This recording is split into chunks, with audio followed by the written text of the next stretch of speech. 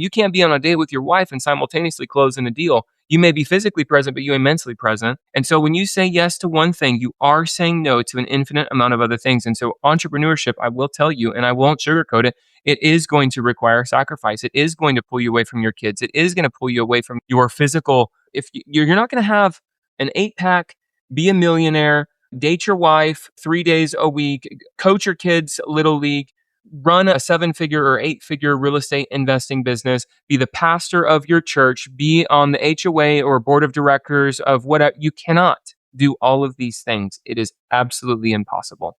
And so I won't sugarcoat this, but what I will tell you is my number one core value is keep the most important thing the most important thing.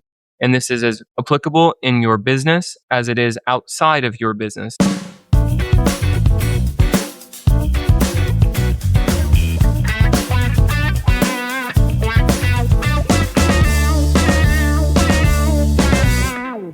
Do you have to quit your job, become a full-time investor, or take huge financial risks to build wealth through real estate? That is the question that we're going to answer today. Social media makes it seem like everyone, it's funny, makes it seem like everybody's flipping house and buying dozens of properties and becoming financially free like overnight, like everybody's instantly get rich. But what if the smartest path to wealth is actually slower, more intentional, and more realistic?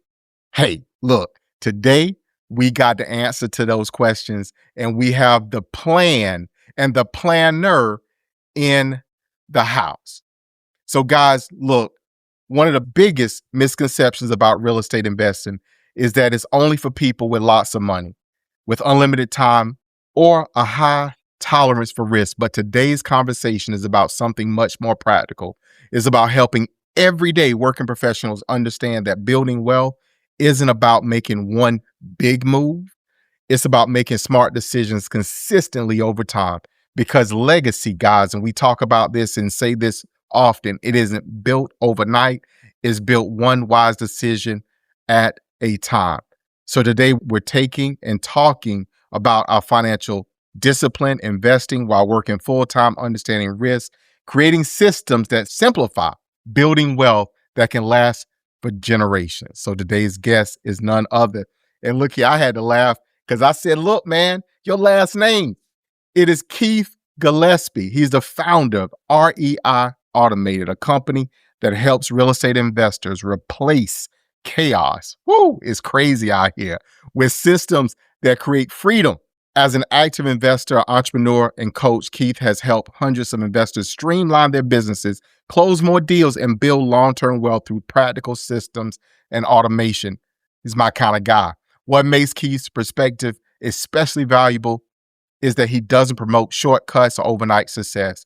Instead, he teaches real-world strategies that everyday working people and families can use to invest responsibly while balancing their careers and personal lives. So if you all would, let's not give him the slow clap. Let's make it fast and welcome Keith Gillispie to the show. Keith, how are you doing? Corwyn, I am better all the time, brother. Thank you so much for having me on the show today. I love it. So look, before we get into this conversation, for our listeners, guys, this is why this matters. Many people believe that they have to choose between their career and investing, and that building wealth through real estate requires taking huge financial risks. This conversation is meant to challenge that belief because real estate investing isn't about chasing trends. It's about creating a long-term plan, managing risk wisely, and making consistent decisions that build financial security and a lasting legacy. So Keith, again, thank you so much for taking time out of your busy schedule for today's show. If you don't mind, tell our listeners high level who you are, what you do, but I want you to answer a question in this, which is why so many people believe that real estate investing is not for them. Easy. All right. Well, I got started in real estate investing in 2016. And at the time, I was active duty in the United States Marine Corps. So I have the biggest excuse of anybody of why real estate investing should not be for me. So if you have any excuse, you can go ahead and crumple it up and throw it behind you because it's not going to serve you or your future. So my story is a long one. I won't go into it, but I was overseas. I came back home and my wife surprised me that she was pregnant, and I had missed those crucial trimesters. She's going through the pregnancy. Fortunately, I was there for the birth of my daughter in 2016. I left to go back overseas. I came back 2017. Lo and behold, she surprised me with number two. We're pregnant. I didn't know it. And she kept those as a surprise. She wanted to tell me in person. She recorded both of them. Those videos can be found on YouTube. Surprise, you're a daddy, and surprise, you're a daddy number two. That was a pivotal moment in my career because for the next several years, I went overseas many times. Actually, I was active duty for 8 years. I went overseas 13 times during those 8 years. So I was constantly gone. And my kids here were being raised without a father. And every time I'd come home, my wife had to reintroduce me to my children, which will break any man. That makes us sad to not have our son or our daughter come running up. Daddy was like, instead, who is this strange man that I don't know or don't see or don't love? However, that was even more impactful to me because my dad died when I was 8 years old. And so from 8 to 18, I was raised without a father. And here I am looking at my children, seeing them be raised without a father as well, except I don't have the excuse of being dead. I'm alive and I'm well and I'm choosing to live this lifestyle. And so for me, there was no excuse and there was no, oh, this real estate investing thing can't work out. I actually had to come home to father my children and be a husband for my wife. And so it needed to work out for me. I didn't really care about any excuses. And the cool thing is I was choosing to live that lifestyle so I could choose to live a different lifestyle. And I made it happen. And again, the Marine Corps is not a W-2. It's not a 9 to 5 where you can punch in and punch out. You're bringing home work with you. You're doing long weekends. You're going overseas and additional duties and extended stays and everything like this. And you're voluntold, right? You volunteered to do it. You signed the blank check and now you're being voluntold to go do these things. So whether you like it or not, you're going to do it. And I needed to make that happen. And so that's really what I'm all about, is finding people who need to escape their W-2, but I don't recommend it in the beginning. It's very stressful. And so set yourself up for success. For me, it took 4.5 years. For most of our clients, it'll take them 1 to 2 years because we've really streamlined these systems and a lot of automations indicative of our name, REI Automated. We've so many automations, so much software, so much good business principles that we've been able to scale and become very efficient, very effective through my own time, my own experience. We're going to take a quick break. When we come back, Keith will continue talking about mindset, balance, and what it really takes to build wealth through real estate. Stay with us. You found the perfect property. You got the vision. Now you need the capital.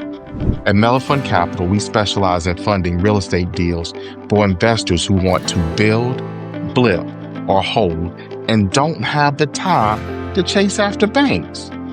Whether it's new construction, a fix and flip, or long-term rental, we offer simple terms, fast approvals, and access to private capital. We even work with manufactured housing projects because we know what it takes to build value from the ground up.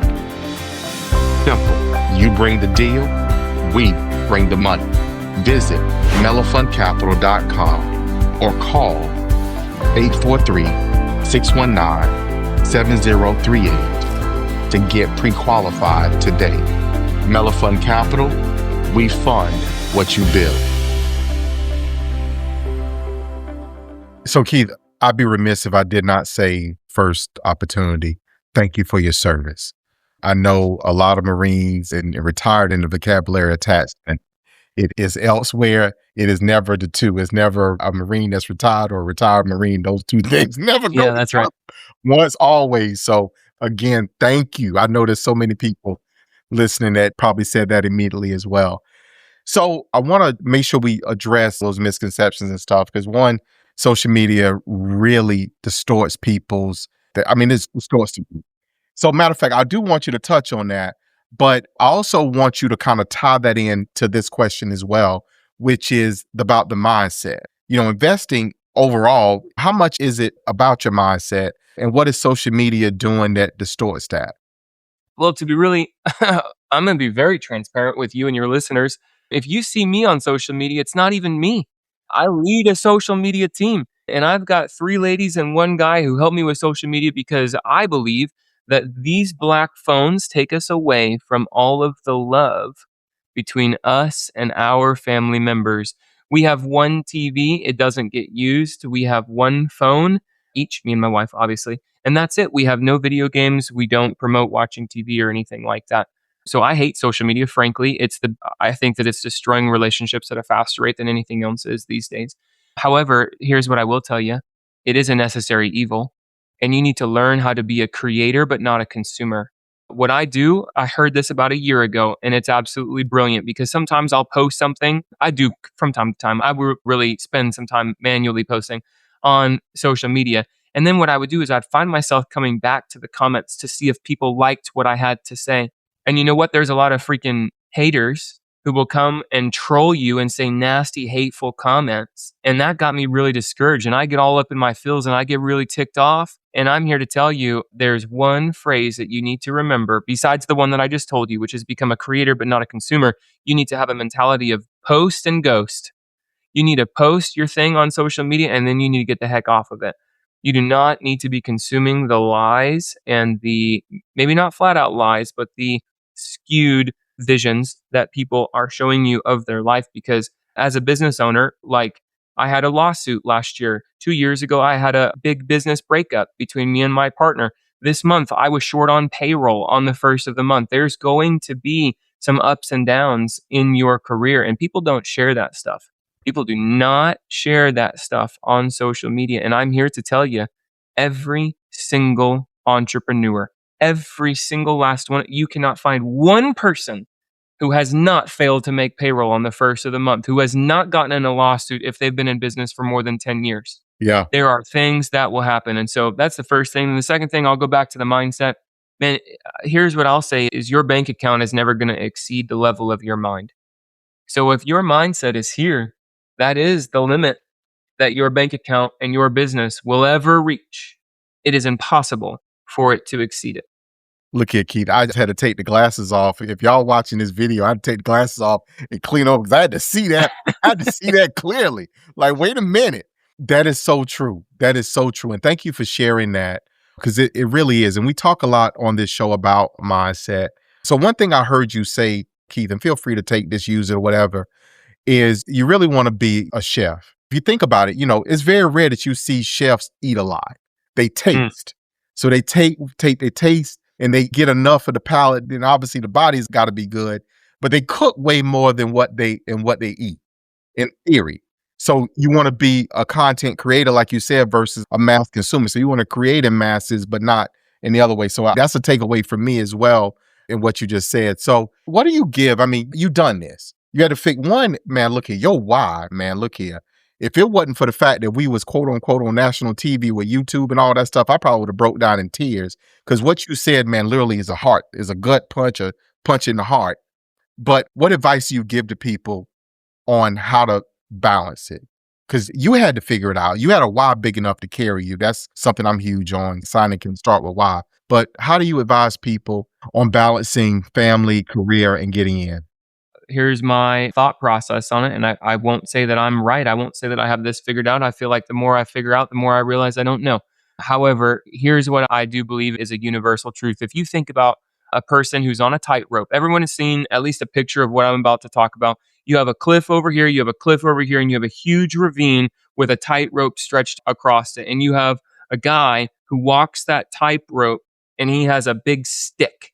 You imagining what I have right here? Yeah. Uh-huh. So he's balancing this and he's trying to get from point A to point B. He has to move to get there. When you see that guy balancing, how would you describe his body? Is it static or is it dynamic? Definitely is fluid. He moves and changes and shifts. He's moving the whole entire time. There's not 1 second that he's not moving. Sometimes he's leaning to the left and his right leg is out. And other times he's the opposite and that pole is way over here. The actual definition of balance is not this image that we have in our brain where everything is even. That is actually not the definition of balance. If we were to even look up a Webster's definition, unless we're talking about a balance of scales, that's the only definition where you have something over here like gold and something over here like whatever else you're selling and they balance out. But when it comes to quote unquote work-life balance, there's always movement. And so I want everybody, especially an entrepreneur, to throw out the idea that you're going to have this perfect work-life balance. And I'm here to tell you, it is going to take sacrifice. And here is how I'll prove it to you. You and I, Corwyn, have said yes to each other on this time slot. And that means that we said no to our wives. That means that we said no to our workout or our meal or restroom or a call or a business or a deal or whatever. When you say yes to one thing, you say no to an infinite amount of other things. And so when you say yes to your business, you are saying no to your family. For that moment, you cannot be in two places at once. Try it. Next time you're with your wife, take a business call and look at her face. Oh, you ain't talking to me. Go ahead. you ain't talking to me. I'm sorry, say it again. Go ahead. You can't be doing both of those things. You can't be on a date with your wife and simultaneously closing a deal. You may be physically present, but you ain't mentally present. And so when you say yes to one thing, you are saying no to an infinite amount of other things. And so entrepreneurship, I will tell you, and I won't sugarcoat it, it is going to require sacrifice. It is going to pull you away from your kids. It is going to pull you away from your physical. If you're not going to have an 8-pack, be a millionaire, date your wife 3 days a week, coach your kids little league, run a 7-figure or 8-figure real estate investing business, be the pastor of your church, be on the HOA or board of directors of whatever. You cannot do all of these things. It is absolutely impossible. And so I won't sugarcoat this, but what I will tell you is my number one core value is keep the most important thing the most important thing. And this is as applicable in your business as it is outside of your business. And I don't mean to come on to your podcast and get all preachy, but you did tell me that there was a couple of radio talk shows here that were, I believe that if you do not have your life right with God and Him being number one and accepting Jesus Christ as your God, the Lord of your life, the Lord means the one in charge. If He's not the one in charge, then no matter how hard you try and no matter what you do, your life isn't going to fall into place. It is going to fall into pieces. And so I think that's the most important thing that you need to understand. And a lot of people figure that out later on in life because they lose their salvation in order to get money. And only after they receive money and find that it doesn't quench the thirst and fill the void that they were looking for the entire time, do they end up turning back to God. And so I'll leave that as the outside of your business, but then also inside of your business. Let's talk about most important thing is revenue. We have to put revenue in first position. Without revenue, our business ceases to exist. It ceases to continue blessing the lives of our customers or our clients and their lineage, right? Their children. We're never going to make a meaningful impact on those people's lives if our business ceases to exist, and our business needs revenue. Therefore, we need to be good salesmen and good stewards of the things that God has blessed us with. And also, the last thing that I'll leave you with is when you go after the money, revenue in first position, remember, keep the most important thing, the most important thing. And so if you are losing your marriage, you might want to have a shift in your priorities. If you're losing your physical health, I'm here to tell you, I know a lot of people. My mentor is a billionaire. I know a lot of very, very wealthy people, decamillionaires, centimillionaires, and billionaires. And all of them, 100% of them, when their body is ailing, will give up an unlimited amount of money to get their health back. And if you lose your spouse, if you lose your children, if you lose those relationships and that love that you have, what is it all for? You're giving up something of lesser priority, something that's second, keep it in second position. So keep the most important thing, the most important thing. You need to balance, but just realize that balance is actually a fluid shift of time, energy, and focus. You touched on something, and I'm not going to hover here, Keith, but I want to acknowledge it because this is mindset at times that we have, and we take it from scripture. We take scripture that says, money is the root of all evil. And then in turn, we apply that to anyone who has money, they're evil. That's not what it means. It means that you prioritize that above everything else. You put it before God. So I don't want to hover there, but I want to take that and pull that out because what you said there is fundamental, that you got to keep that alignment and you have to be where you're supposed to be. I'm very, at least I think I'm very good. People say, ain't no way you put your phone down. I do. I turn my phone face down and I leave it. I walk away from it. I don't care because where I am, I want to focus on being present. That's a learned behavior now because I promise you I was not always that way. Yep. Keith, thank you for saying that. But let's get over into REI Automated. Let's talk about one, what your company does, because you guys help people build these processes and stuff. What are some of the processes that investors should have, but also how does automation help them to focus on, quote unquote, the higher value decisions? That's going to do it for part 1 of our conversation with Keith Gillispie. But we're not done yet. Join us for part 2 as we dive into REI Automated systems, automation, and building a smarter real estate business. We'll see you there.